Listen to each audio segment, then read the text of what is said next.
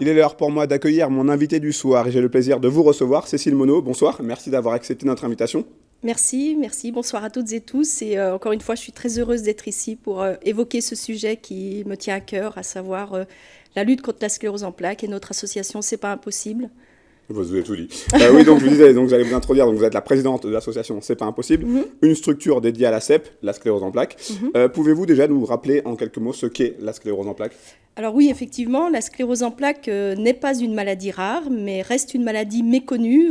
Certains pensent encore que c'est une maladie de peau. Or, il s'agit d'une maladie auto-immune qui attaque le système nerveux central, donc le cerveau et la moelle épinière, et qui induit à des handicaps invisibles qui peuvent être lourds et nombreux, et à des handicaps moteurs qui peuvent être variables selon la personne.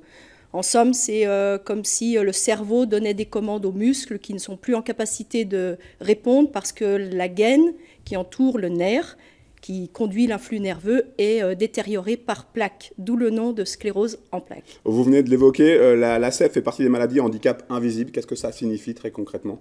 Alors, dans la sclérose en plaques, on estime à 80% les handicaps invisibles. On parle par exemple de la fatigue, qui ne se voit pas, mais qui est un symptôme important et très handicapant au quotidien, et qui est aussi souvent incomprise par l'entourage. C'était mon cas avec mon frère Nicolas. Et puis, on a des troubles invisibles, tels que des troubles vésico-sphinctériens, des troubles de la libido, des fourmillements, qui sont au quotidien difficiles à gérer. Et puis, pour une partie des malades, puisque la sclérose en plaques revêt plusieurs formes, on a des handicaps moteurs très lourds et visibles. Mais là, par rapport au handicap invisible, on a un vrai souci de communication et de vulgarisation parce que souvent, les gens s'imaginent que le malade n'est pas malade puisque ça ne se voit pas en fait. Votre association C'est pas impossible fête donc ses 10 ans en 2024. Quelles en sont ses missions?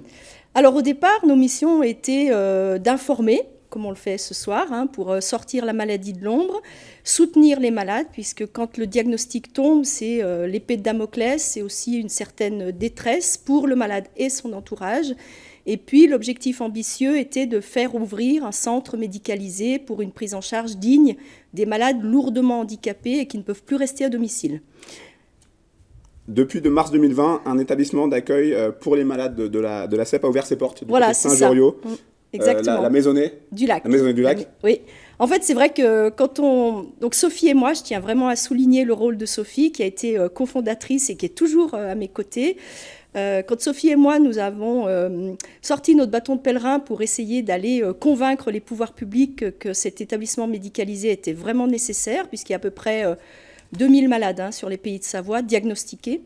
On nous a dit, vous êtes très gentils, mais vous êtes utopiques, il vous faudra au moins 15 ans pour arriver à votre résultat, si vous y arrivez. Donc, c'est le genre de remarque qui nous a donné de l'énergie, en fait, parce qu'on s'est dit, on va faire mentir ces propos.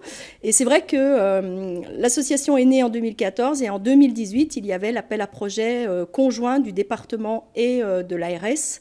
Et à ce titre, je tiens à souligner le rôle important du président départemental de l'époque, M. Christian Monteil, qui a vraiment fait le maximum pour que le département cofinance cet établissement, puisque c'est un budget conséquent et que sans l'aide du département, ce n'était pas possible. Donc le centre La Maisonnée du Lac a ouvert ses portes en mars 2020.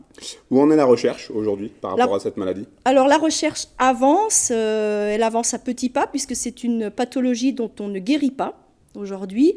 Toutefois, les progrès permettent de mieux vivre, d'avoir un certain confort relatif, j'ai envie de dire, puisque la sclérose en plaques est différente d'une personne à une autre. Mais la recherche avance. Il y a des progrès qui ont été faits pour justement diminuer les symptômes, pour diminuer les poussées, les inflammations, donc ralentir les poussées, les espacer, les faire moins handicapantes. Ceci dit, il y a une partie des malades de la sclérose en plaques qui ont cette forme progressive et pour laquelle on avance à petits pas parce que la maladie est très très complexe, qu'on ne connaît pas encore la cause exacte, on connaît de multiples facteurs qui peuvent expliquer la sclérose en plaques, mais on ne sait pas pour ce sujet pourquoi il a la sclérose en plaques et pourquoi un autre sujet a aussi la sclérose en plaques. C'est encore... Voilà, le système nerveux central est une machine complexe et la recherche avance pour aboutir justement à l'analyse de ces facteurs et trouver le remède. Dernière question, Cécile Monod, qu'est-ce qu'on peut vous souhaiter pour cette nouvelle décennie? Alors, ce que j'ai envie de dire, c'est plutôt qu'est-ce qu'on peut souhaiter aux malades et à leurs familles. Notre association est là pour eux. Ils nous donnent de l'énergie, ils nous permettent d'avancer. Je profite aussi de ce moment que vous m'offrez pour remercier les ambassadeurs sportifs qui donnent vraiment une lumière à la maladie sur toutes les courses, nos parrains, dont Jean-Michel Mattei et Hugo Tormento, les partenaires qui nous aident financièrement, nos bénévoles. Donc c'est vraiment une grosse aventure humaine. Tout le monde a pris le train et ça c'est chouette. Donc on souhaite que cela continue.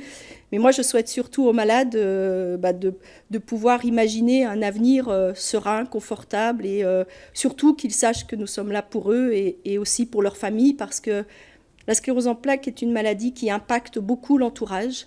Et on essaie de créer du lien. C'est une valeur à laquelle je suis très attachée, comme Sophie d'ailleurs, et mettre les gens en contact et éviter la détresse, la solitude. Voilà, je souhaite que notre association soit toujours à leur côté et qu'on arrive à faire du bon travail ensemble. Merci infiniment, Cécile Merci Monod. pour Bravo cette pour ce que vous invitation. faites. Et voilà, j'imagine que les gens qui souhaitent donner, rendez-vous sur Internet. Oui, on a une page Facebook, un compte Instagram et puis un site Internet. Et on fera notre Assemblée Générale le 8 mars avec les 10 bougies que nous sommes très heureuses de souffler, Sophie et moi. Merci infiniment. Merci beaucoup, bonne soirée.